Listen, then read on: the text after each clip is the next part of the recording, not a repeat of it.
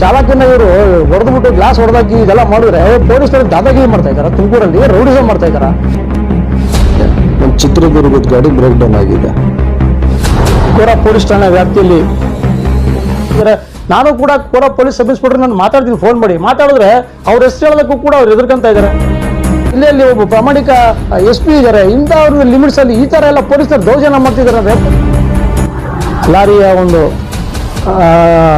ಗ್ಲಾಸ್ನ ಹೊಡೆದಾಕಿರ್ತಾರೆ. Wheel jam ಆದ್ರೆ ಗಾಡಿ move ಆಗಲ್ಲ. ಚಾಲಕನಿಗೆ ಹೊಡೆದಿದ್ದಾರೆ, ಗ್ಲಾಸ್ ಹೊಡೆದಾಕಿದ್ದಾರೆ, ಗ್ಲಾಸ್ ಪುಡಿ ಪುಡಿ ಮಾಡಿದ್ದಾರೆ. ಅದಕ್ಕೆ ಮಾನದಂಡ ಏನದಕ್ಕೆ?